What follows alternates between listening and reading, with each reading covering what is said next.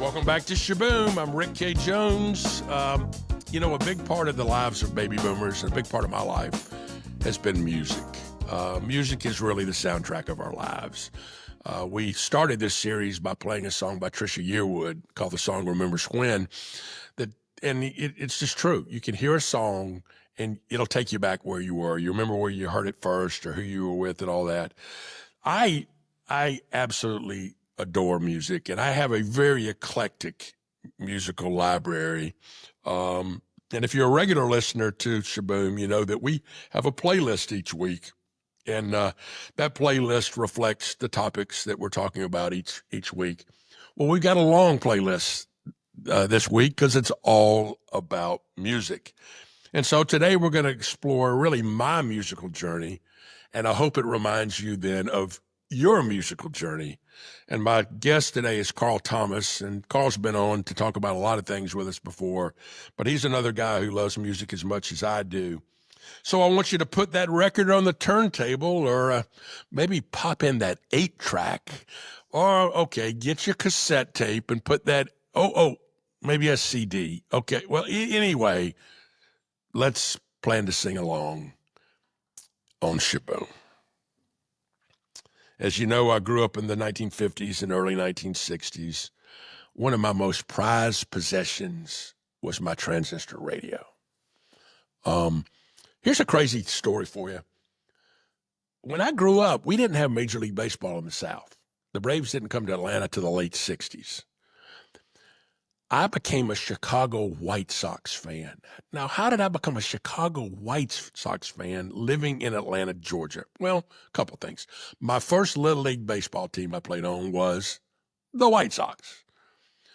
But the real reason is on my little transistor radio, I could pick up WLS AM radio in Chicago at night. For you young people, you don't understand. We had these things called AM radio, and there were only certain numbers of stations that were allowed to have full coverage at night. So a local station had to cut their bandwidth back at night. You couldn't pick up local stations at night, but you could pick up these super stations from all over America. In Atlanta, it was called WSB. And it stood for Welcome South Brother. In Nashville, it was WSM. And that's where the Grand Ole Opry played, on WSM radio. And it was funded by an insurance company. But in Chicago, it was WLS. And WLS carried the White Sox games. And so I could listen to the White Sox and Smokey Burgess and some of the great players of the White Sox. But I also listened to lots and lots and lots and lots of music on my transistor radio. So when I was in elementary school, one of the first groups that really captured my attention was Frankie Valli and the Four Seasons. And if you've seen the play Jersey Boys, that's the story of their life.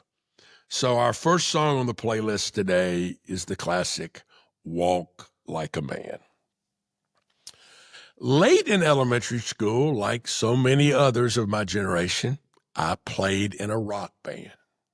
I was a drummer in a rock band with 3 other guys, Jay Aiken, Connie Chaney, and Walt Haney. Those 4 of us had a group called the Coachmen.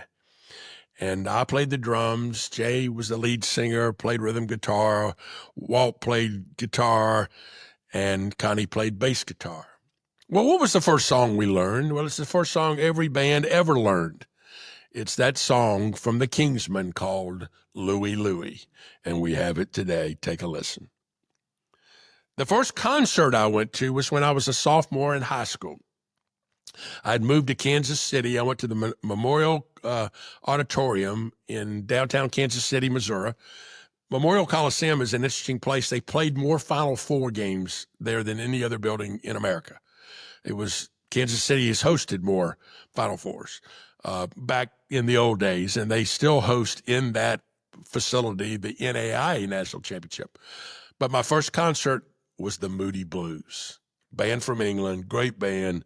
And one of my favorite Moody Blues songs is on the playlist today. It's called Ride My Seesaw. Great, great, great song. Then came high school. And I fell in love, as so many of us did, with a voice. And the voice was Carly Simon. Carly Simon had a wonderful voice. I remember seeing her. I went to a concert at Emory University where I sat on the floor. Nancy Fletcher was my date. Nancy Fletcher, if you're out there listening, you were my date that night. We were just friends, but we went because we liked music, and we went and saw Carly Simon. Here's a great story about Carly Simon. Carly Simon is the daughter of the founder of the publishing house, Simon and Schuster. And she lived in the burbs in New York, outside of New York City. And guess who her next door neighbor was? Jackie Robinson. Jackie Robinson moved to an integrated neighborhood in New York and was the next door neighbor of Carly Simon. Carly Simon had an amazing debut album, and we've got a song on our playlist today from that album called Legend in Your Own Time. It is just a classic. Then I got to college. What did I discover in college? Beach music. Carolina beach music. We had a nightclub in Statesboro, Georgia called the Fabulous Flame. And the Fabulous Flame had all the beach bands, the Drifters, the Catalinas, the chairman of the board. They would all play down there, and you learned to shag and have a big time. We've got a song today that really captures beach music at its essence. It's Norman Johnson, the chairman of the board, and Carolina Girls. Carolina Girls, best in the world. Then in my 20s, I found jazz. I discovered jazz. And I bought a collection from the Franklin Mint. The Franklin Mint put out commemorative coin sets and commemorative book sets, but they put out this commemorative set of albums. So I have 60 jazz albums on vinyl, and they're by category: bebop or Louis Armstrong or big band jazz or, Fats Waller or whatever. And I still play vinyl, and I still play a lot of jazz. Then in my 30s, I moved to Texas, and I discovered two people, George Strait and Bob Wills. And I just absolutely fell in love with Texas swing music, Western swing music. We've got a song today from Asleep at the Wheel on the playlist. Asleep at the Wheel, it's interesting. The lead singer from Asleep at the Wheel is not from Texas. He grew up in West Virginia, but he moved to Texas, and he also fell in love with Bob Wills. Asleep at the Wheel has done a lot of albums over the past almost 50 years now. Done a couple of maybe three or four tribute albums to Bob Wills. And on one of their tribute albums, they partner with what was then called the Dixie Chicks, now called the Chicks, and it's the classic Western swing song, Roly Poly. Now, I'm in my 70s, and I consider myself what I call a seasonal listener. Certain seasons of the year, I listen to certain music. Like the day after Thanksgiving, I listen to all holiday classics. I'm wearing out everybody listening to nothing but popular Christmas songs. And they're so thankful when Christmas comes and goes so we can go back to listen to something else.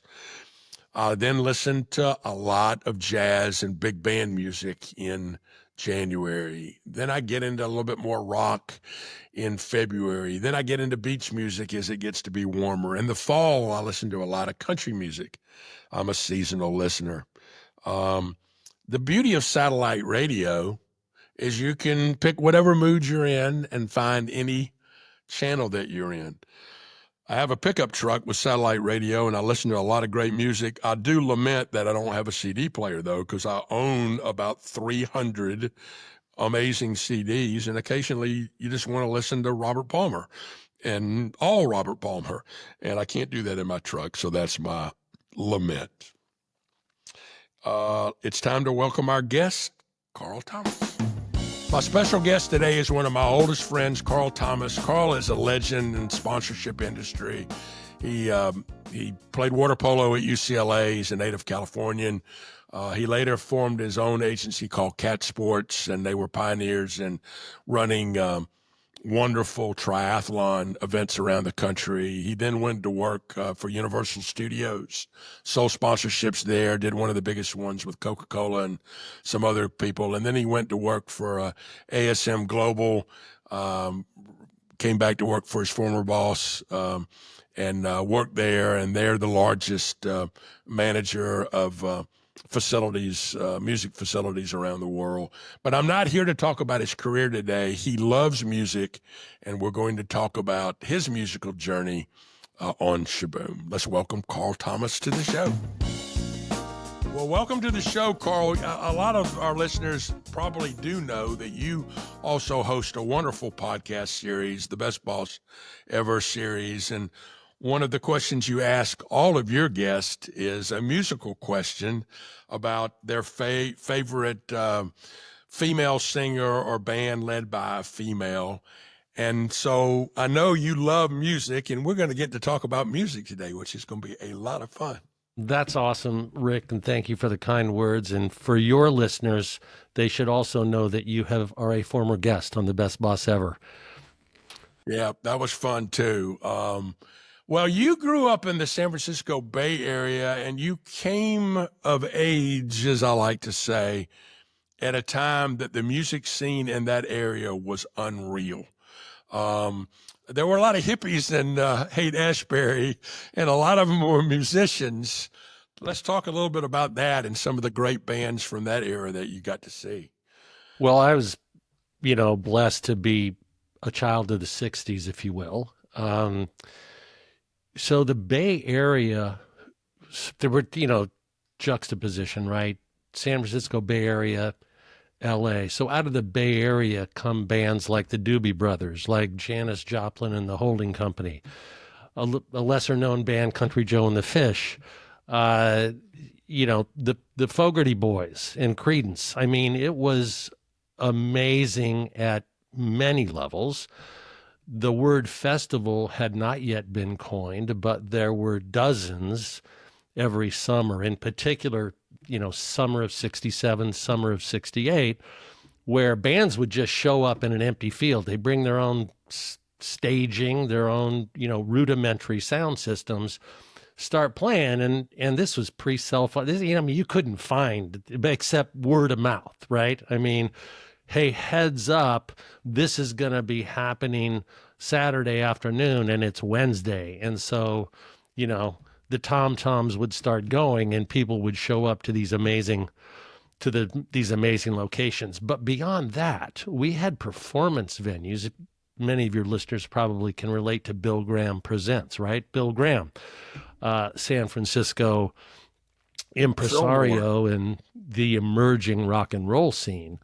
But we had places like the Fillmore, like the Greek Theater in Berkeley. Most people recognize the name Greek Theater from the iconic LA location, but the Greek also has a storied history in the hills of Berkeley.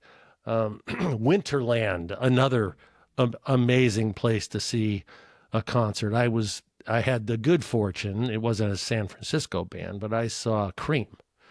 Eric Clapton, Ginger Baker, Jack Bruce at Winterland in the late 60s. It's just an amazing time to be a young person. But I did want to make a point. You did call me out for the musical question I ask on the Best Boss Ever podcast, and it's always around a female singer-songwriter, a female musician, a female-led band. And that has a lot to do with my roots as well. I mentioned Janis Joplin. I'll also mention Grace Slick, the Jefferson Airplane, a San Francisco band. What a voice. What a voice. Unbelievable. So, earlier in the 60s, you don't recognize her voice, but Leslie Gore was an amazing singer-songwriter first, and many groups in the 60s, did the same thing with Leslie Gore as later in the 60s people did with she wrote the Tapestry album, Carole King. But I'm going to say that, you know, whether it was the Stones or the Beatles or whatever, my recollection is that Mick Jagger had a girlfriend named Mary Ann Faithfull. And Mary Ann Faithfull could sing. And I sort of fell in love with her voice, and I just, love the female vocalist, and I've followed them for years. Well, later you get to go to UCLA, and then and again, LA, the music scene when you were in college, pretty amazing too. Yeah. Yeah. I mean, iconic places, iconic bands, great artists. Talk a little bit about that. Well, yeah. I mean, I arrived at UCLA in the late 60s on campus as an athlete. But on campus, UCLA had great performing venues. Royce Hall being one of the iconic ones, 2,000, 2,200 seats, something like that. And they began to program it because we were, in LA, right? That said, I saw many amazing shows at Royce Hall. The one that stands out the most for me is the emerging band Crosby, Stills, and Nash. Loved those guys. So we're, I don't know, maybe halfway into the first set. And you got Stills and Graham Nash and David Crosby. Iconic guys in and of themselves because they all came from amazing bands. Crosby was a Bird, Graham Nash came out of the Hollies, Stills founded Buffalo Springfield, and those guys came together and the harmonies were unbelievable. But about halfway through the first set, there's a slight pause and Neil Young saunters out on stage from, stage left or whatever. And then the rest of the night was just off the chart. But you talk about whether it's the Doors or whether it's the Mamas and the Papas. And by the way, for the whole audience, if you have not seen the documentary called Echoes in the Canyon, it's all about, Laurel Canyon up in the hills. And it's just an amazing song. And it features everybody. I mean, it's from Jackson Browne to the Beach Boys to the Mamas and the Papas to, all of these amazing, what became singer-songwriters. But the one that kind of stands out for me is the Troubadour on Sunset Boulevard, right? I mean, we're 18, 19 years old, figuring out how to get into the Troubadour. In the grand scheme of things, they weren't going to say no to anybody because they wanted to sell tickets. But the shows that played on Sunset Boulevard were, I think the A list of the LA music scene somehow found their way to the Troubadour. Yeah, Elton John was relatively unknown. Was pretty well known in England, and he'd had a couple of hit songs in America, but he was somewhat, and then he played the Troubadour. Right. And changed the trajectory of his career, and as so many others did. I had read something the other day. Glenn Frey was from Michigan, and he was a high school musician. And Bob Seger heard him play and invited him as like a 17-year-old to be a member of the Silver Bullet Band. And his mother said, "They smoke pot and you're not doing it. You're not doing it." So he didn't go to work with Bob Seger, but he migrated not long after that to California. And then I think he maybe played in the Stone Ponies, maybe Linda Ronstadt's backup band, and then got with Henley and those guys and formed the Eagles, which is just crazy to think about the talent in that band too. Well, but the history of the Eagles is, legendary. But so here's another probably little known fact. So David Geffen of Geffen Records, and he is the G in SKG, Spielberg, Katzenberg, Geffen.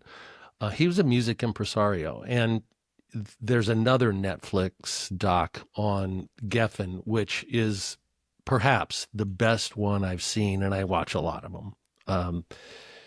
Because he started, he heard Laura Nyro, he did research on Laura Nyro, signed her. And here's another case of a prolific songwriter, but a lesser known performing artist. So and he found Jackson Browne, and he did the same thing with Jackson Browne. And what many people don't know is that Geffen was the first quote unquote agent, artist manager, whatever, for this emerging band called the Eagles. And it's really an amazing story.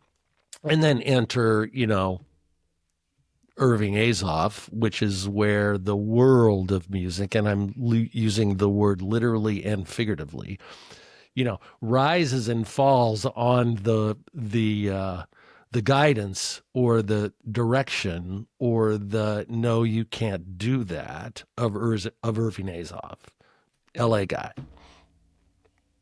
It's interesting about how so many luminaries in the music of our era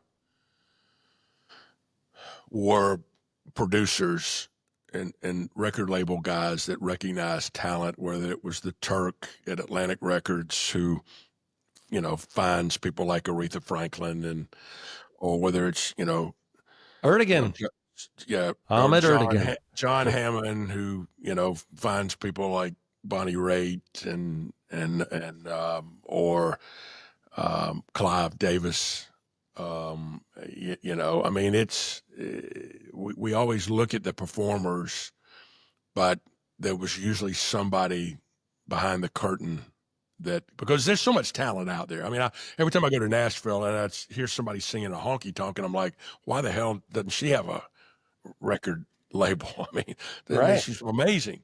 And so there's a lot of talent, but it takes somebody to steer bands in a certain direction and certain things. One of my favorite female singers ever is Linda Ronstadt, who just reinvented herself so many times because of her musical legacy, the music she grew up with. I mean, great pop singer, obviously, but then did a series of albums with Nelson Riddle of the Great American Songbook, and then because of her background, part Mexican, did a whole series of albums in Spanish language with the great Spanish songs.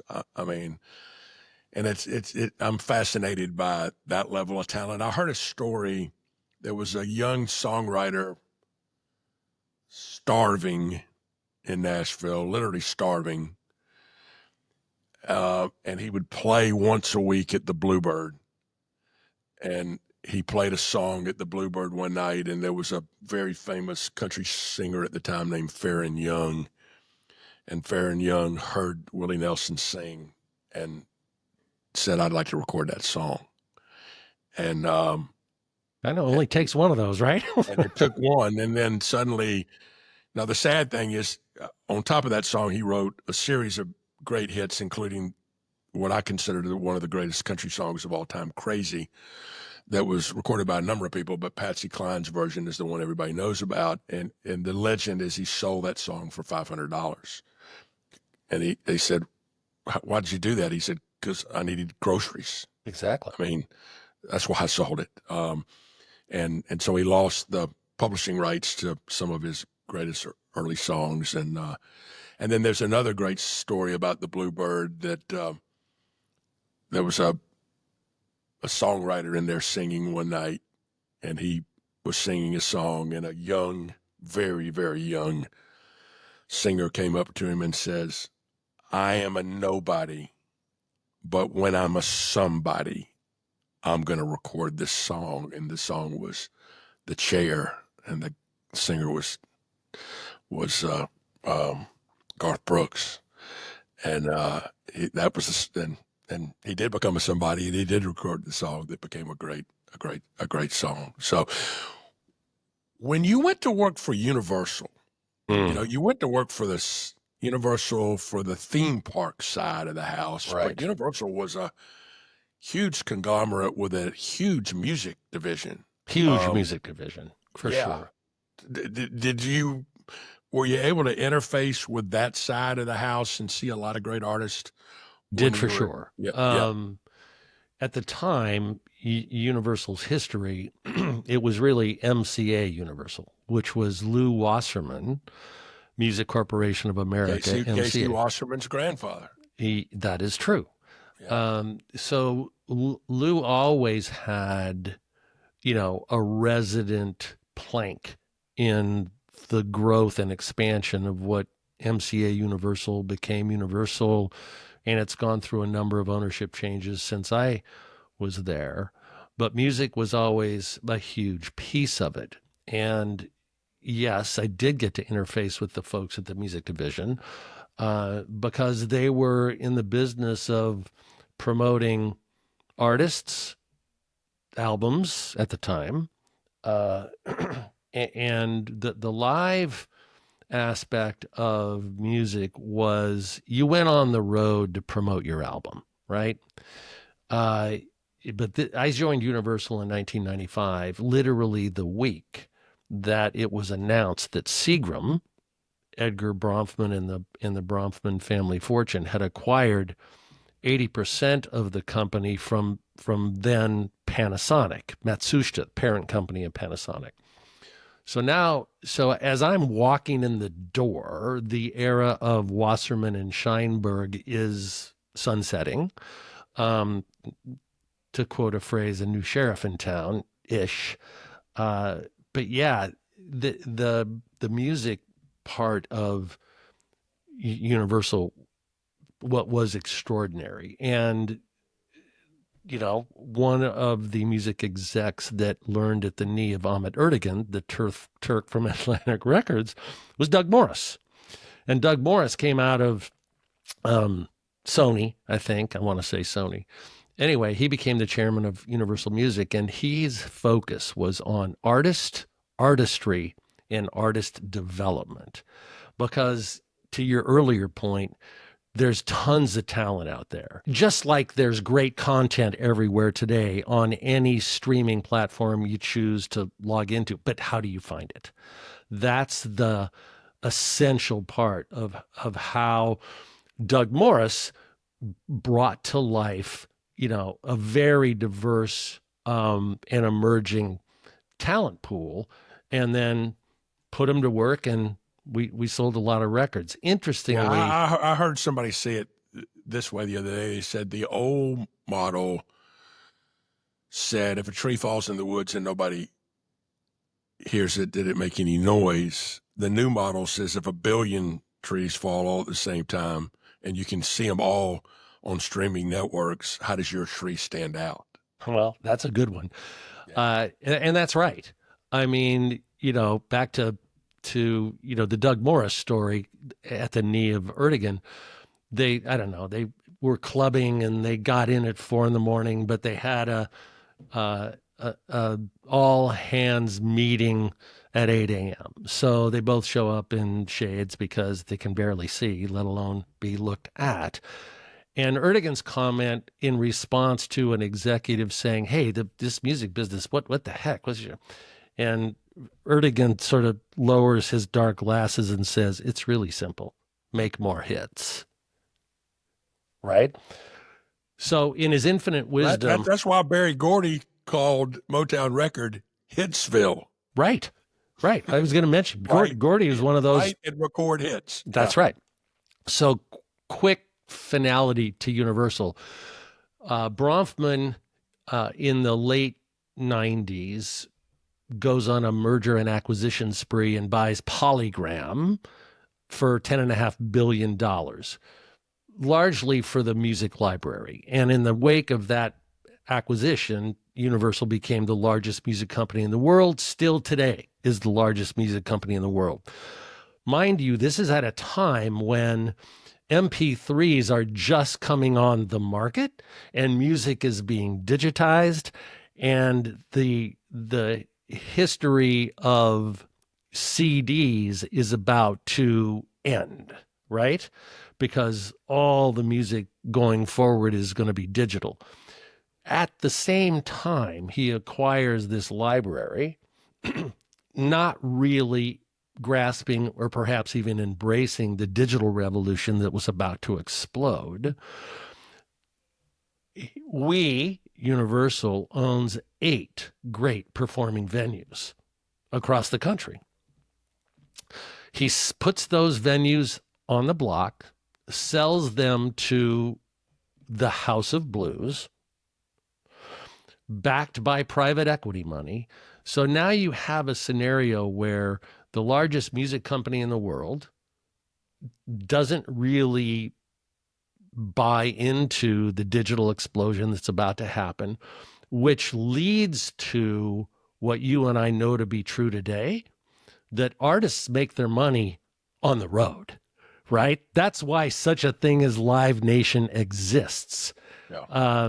So it was such an interesting time. Yeah, it flipped. Again, you toured to sell records, and more important, you sold record albums. The people that I really feel bad for are songwriters, because in the old era, you could have written what is arguably the worst song on somebody's album and still got a royalty check. Now in this download singles era, it's hard. You got to write hits. You got to write nothing but hits to make a living as a songwriter. And, book publishers make a higher premium than songwriters, which is so wrong. I mean, and candidly on this podcast, I have a playlist each week. I started out by playing songs in the podcast and then got my hand slapped. And I was like, no, you don't understand. I want to pay royalties to the songwriter. I want to be able to do this legally. And they can't figure out how to let me do that, which is so sad, because I'd be delighted to write a check to the songwriter for a song that I think is important to the content. And we can't do that. So now we have a playlist, and, I guess, somebody else pays the royalty to the songwriter for being part of the playlist. Yeah. Well, we're recording on a Spotify-owned platform called Riverside. Now, it doesn't matter to the audience. It's just the tool that we use to do this. I use it in my own podcast. Right. Owned by Spotify, there is likely some mechanism that Rick Jones and Shaboom could use to access Spotify already paid for licensing content and bolted into the Riverside platform. Now, I'm speaking out loud. I don't know if that might not be true. Maybe you've already tried it. No, it's interesting. They drove me back to the licensing companies to ASCAP and BMI, and they were like, "Oh, you just have to write this. You got to do this group license." And it was like, "No, you got to go to each individual publisher." I'm like, "No, I only play the song once. I got 25 episodes. I got 200 songs, and I play them once. I mean, I'm not going to go to 200, publishers to try. I mean, and it's a shame, because I think the songwriter is getting hurt. But let's talk a little bit about this phenomenon, and you alluded to it earlier, the singer-songwriter. I've always, loved the Carole Kings, the Sheryl Crows, the people that wrote their own music. Talk a little bit about some of the acts you've seen and some of the great singer-songwriters that you love. Well, yeah. And I mean, I'll sort of start with and go back to Laura Nyro. She was a songwriter, right? And she wrote great songs. And that's how Geffen found her. And then by nudging in the art of persuasion and all of that, he convinced her that she had a good enough voice to go on stage. And it was very intimidating for her. And you'll learn that if anyone chooses to watch that documentary. there are so many good ones. The singer-songwriters, and I'll, talk to a couple of female. You mentioned one, Linda Ronstadt. She covered a lot of songs. She didn't, not sure how many she wrote. But the Carole King phenomenon and the album Tapestry in the late 60s sort of broke the floodgate of the songwriter being able to and have a platform for the performing side of the artistry. And it's really, really great. I mean, there are a number of faves I have. Kim Carnes, right? I call her voice the female version of Rod Stewart. Her voice is just incredibly amazing. Great talent. Betty And Davis Eyes yes, Betty Davis is one of Eyes. the great songs ever. Absolutely one of the great songs. But then you have, Juice Newton. I'm waiting on the 1205. Take me a little further down the line. So you also have the Bonnie Tylers of the world, who people know her songs. They don't necessarily know who Bonnie Tyler is. And that's true a lot of times. Now, you fast forward to one of my favorite bands of all time, Fleetwood Mac. The two women in the heyday of Fleetwood Mac, and everybody probably knows this if they know the history of that band. Lindsey Buckingham and Stevie Nicks joined the band well after its creation. Christine McVie, who was one of the original Fleetwood Macers, her songwriting ability, coupled with her sort of silky voice in stark contrast to Stevie Nicks, those two women in that band, I think created a sound that still today, many, many bands, songwriters, particularly women, try to emulate. Yeah. Carole King is an interesting story. I mean, it really came out of the fact that she and her husband had gotten divorced, and she needed to pay her bills. I mean, and two little girls, I need to pay my bills. And she had never, all those great pop songs she had written with him for other people, and then was convinced you can record these. And I think Tapestry may still be in the top 10 all-time albums sold. Would not surprise me. Right. Would not surprise me. Yeah. And you go back and play that, it's timeless. I mean, it's a great album today as it was in that era. That's just, and it was just her and the piano in a lot of ways. A lot of ways. Yeah. And in a lot of ways, it starts with, me and my piano. Yeah. It'd be hard for you to do this, but I'm going to ask you, what was your favorite concert of all time? Oh, well, that's a hard question. And in this particular case, it was not a female. But when Elton John toured the U.S., this is a couple of albums into his amazing career.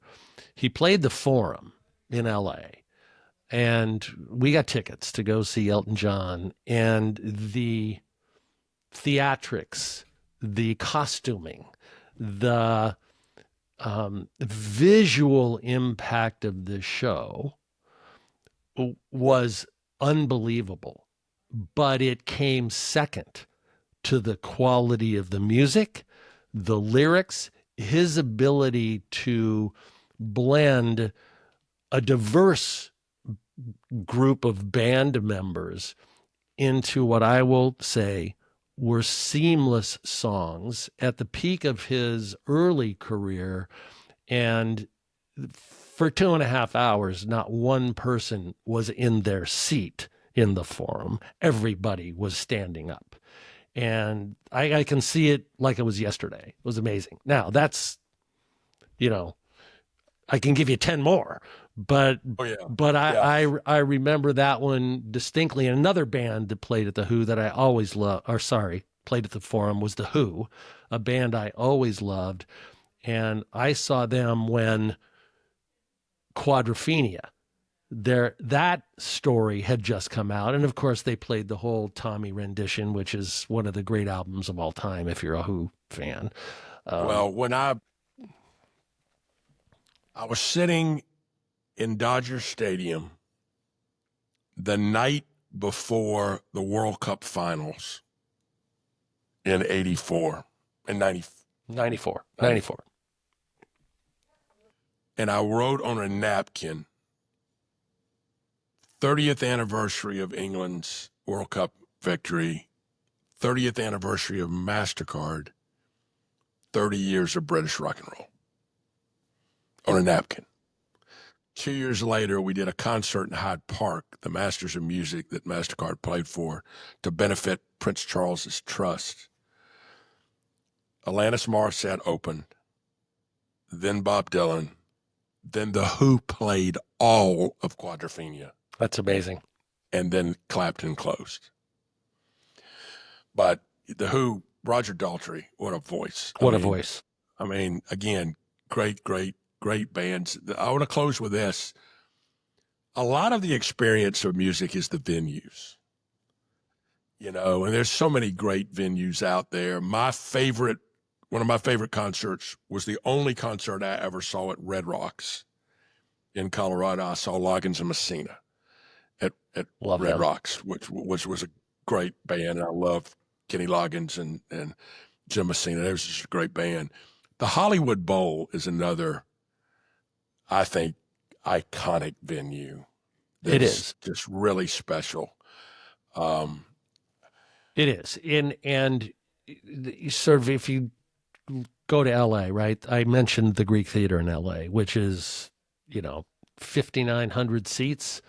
Yeah, you can do what they used to do at Cal Berkeley and go up on Tightwad Hill and go up way behind, and you still get the visual and you still hear the sound because of the natural bowl setting that the Greek sits in. Hollywood Bowl, equally amazing.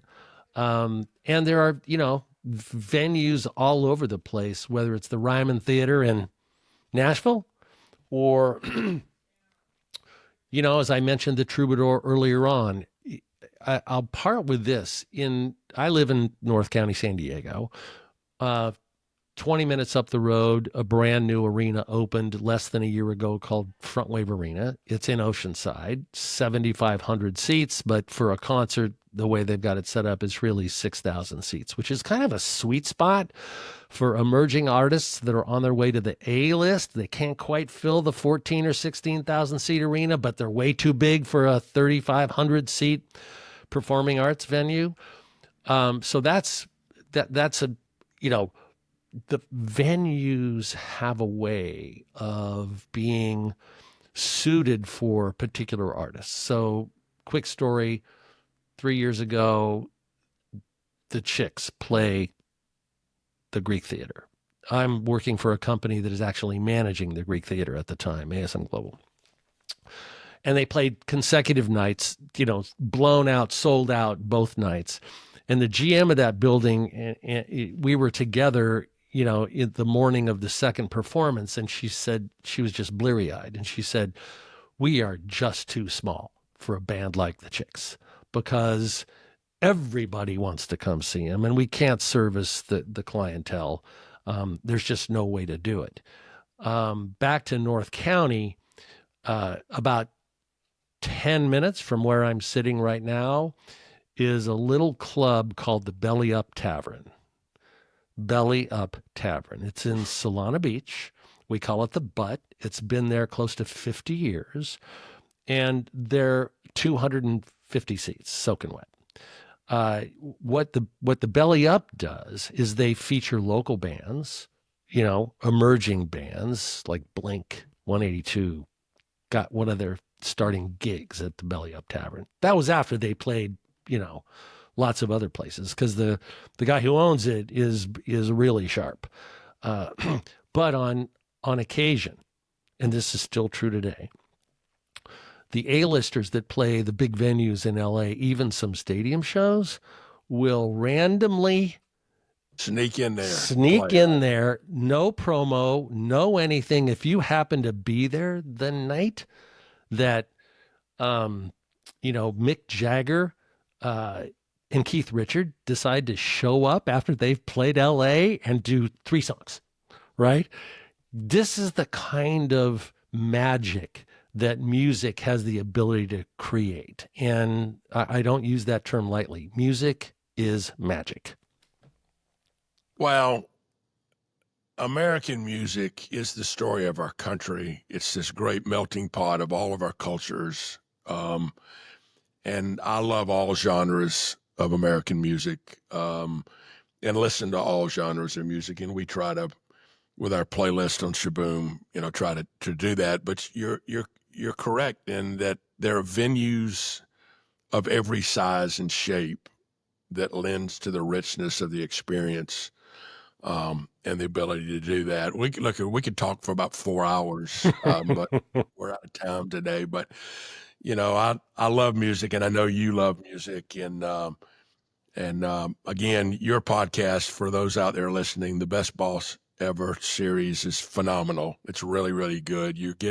I love the fact that you get what I call historical legacy bosses Yes. with a lot of wisdom, and you also balance that with some emerging talent that has now found themselves having learned from the greats and are now passing on that wisdom to the next generation. That's really good. But I love the fact that you always, at the end of it, circle it back to what's really important, and that's the music. It is. And it's, I've often said that if you look globally, right, there are a few tentpole, I'll call them genres or platforms or whatever, that transcend culture, transcend geopolitical lines, transcend language, and transcend location.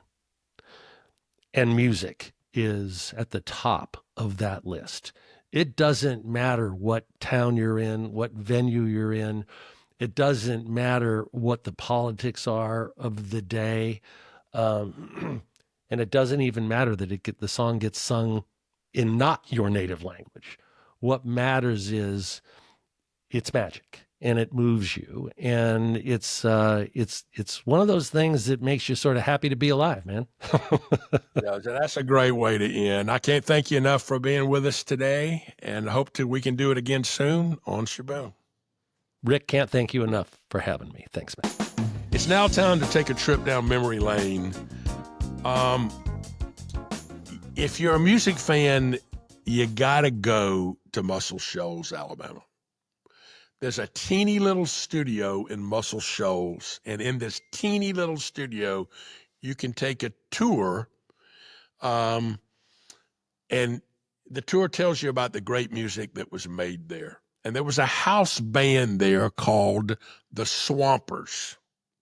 The Swampers.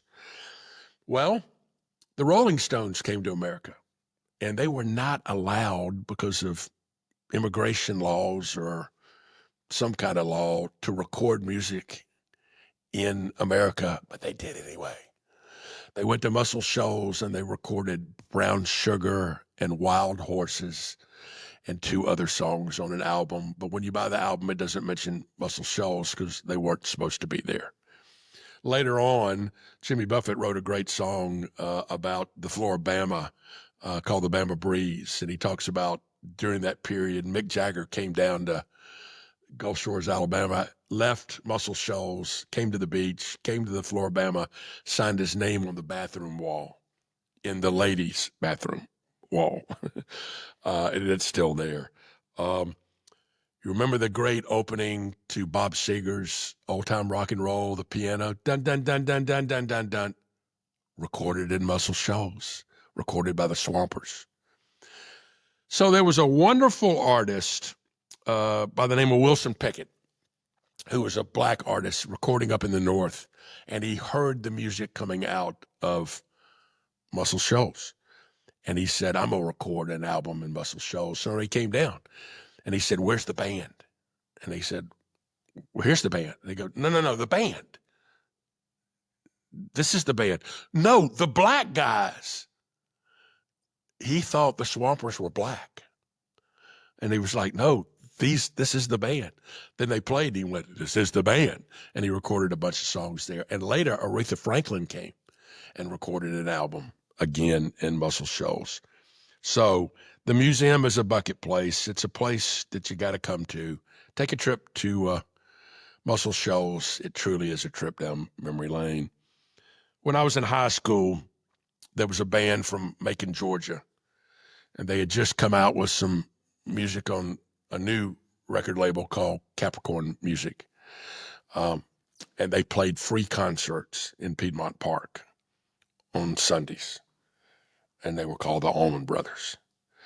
And I love the Allman Brothers. And I have every Allman Brother album ever. Eat a Peach, Live at Fillmore East, Ottawa, Wild South, all of them. The song of the week is from the Allman Brothers. It's a great song called Revival. It's now time for the boom.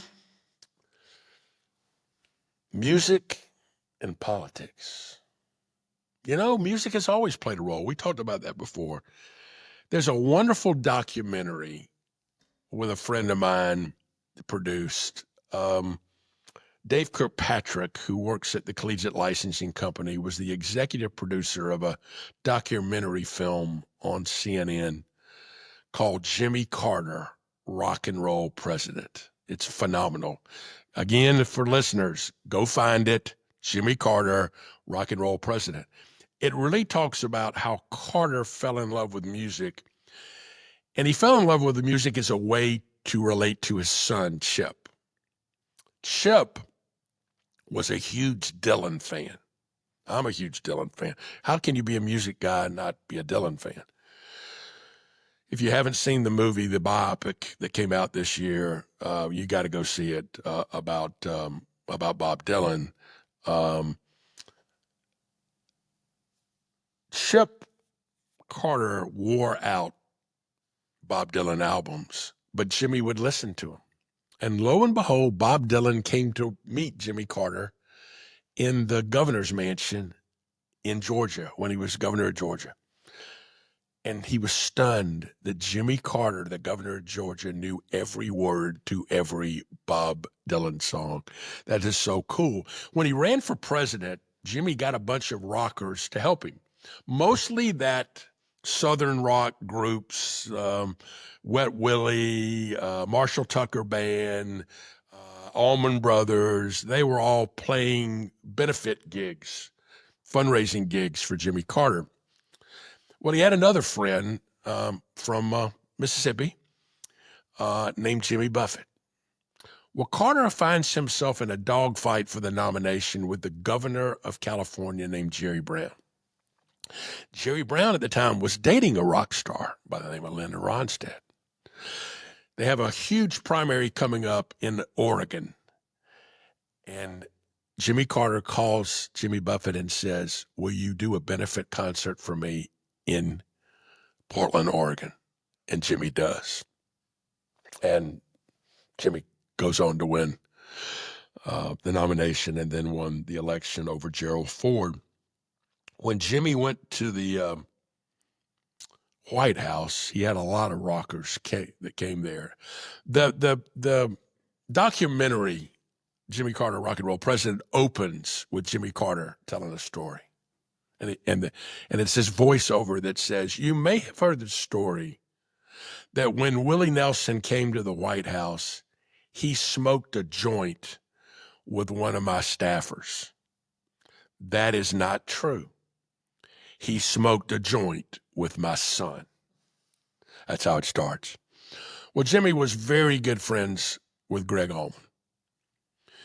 Greg Allman had testified against the band members in a drug bust thing and was considered a rat by a lot of people.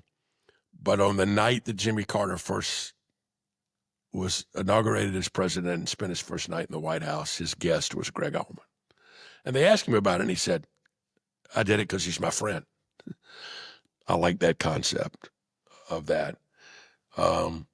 music and politics, they can work together, and that's the boom. It's time to get on the road with Rick. All you musical folks got to make a pilgrimage to Memphis. Two great studios in Memphis. The first one was called Sun Records. Sun Records was where Elvis recorded. He recorded for his mother's birthday, he recorded a song for her that he paid for called That's All Right, Mama, which became a huge hit. Sam Phillips owned Sun Records. There's a play about the night 4 iconic musicians all were in Sun Records at the same time. Elvis Presley, Carl Perkins, Jerry Lee Lewis, and Johnny Cash. It's called the $1 Million Quartet, and they all played music together that night in Sun Records. Elvis, Johnny Cash, Carl Perkins, Blue Suede Shoes, and Jerry Lee Lewis, Great Balls of Fire. You got to go to Sun Records. But the other studio there is Stax Records. And in the 1950s and 60s, it was one of the first integrated businesses. It was owned by both blacks and whites, and blacks and whites worked in Stax Records. And they recorded people like Isaac Hayes and Otis Redding and the Staples Singers and Sam and Dave. Great soul music. White musicians, black musicians, Booker T and the MGs. Great music. Stax Records, Sun Records. When you go, Memphis is a great barbecue town. And you can't go wrong. You go to the Rendezvous, get dry ribs, go to Interstate, get wet ribs.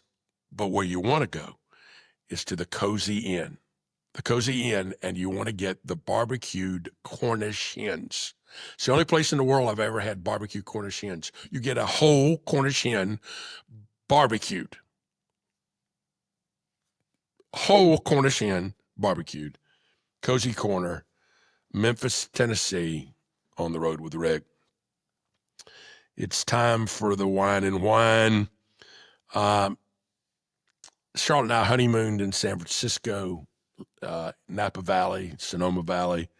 I love California wines. I've told you that one of my favorite wine is Rutherford Hill. It's in Napa.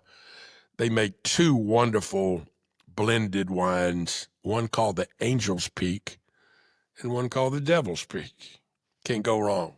If you want to be an angel, drink Angel's Peak. Got a little devil in you, drink a little Devil's Peak. What's the wine? Y'all, San Francisco used to be a great city. It was. It was a great city. It was an iconic city. It's a dump. And part of it is these sanctuary cities don't work. You can't just bring people there if they don't have any place to live. Then they have to live on the streets. They have to live in tents and parks. Come on, people. Common sense. If you want to be a sanctuary city, figure out the logistics first. Don't put people in a position where they're having to sleep on streets. And if you can't do that, don't be a sanctuary city. And that's my wine and wine today. Well, it's time for the last word. There's a lot of things in life I love, but the thing I love more than anything else in the world is being a grandfather. I love being a grandfather. I'm Big Daddy to my 3 grand boys. Now, Ryan's son, Levin, was born loving music. And part of it was the whole time he was in the womb, so he would play music all the time, all kinds of music for him. Obviously, those that know my son Ryan know he's a very accomplished rap music writer, songwriter. And it's fun to watch Levin do the raps with his daddy. That's really, really fun. But when he was little, I would rock him. And the song that we would rock him to is a song by the Spiral Staircase called I Love You More Today Than Yesterday. It's a one-hit wonder. It's a wonderful song. But our song, and we do have a song, Big Daddy and Levin have a song that's just our song. And that song is on our playlist today. It's called Good Time by Alan Jackson. There's something kind of fun about a 4-year-old singing these words. A shot of tequila, a beer on tap, a good-looking woman sitting on my lap. A G with an O with a D, a T with an I, and it ends up with me. That spells good time. His grandmother doesn't like him singing that song. His mother doesn't like him singing that song. His great-grandmother sure doesn't like him singing the song. His big daddy loves it that he sings that song. So today, let's have good times. Take us home from this musical journey through the ages. Hey, I hope you're having a good time listening to Shaboom. We'll see you next week.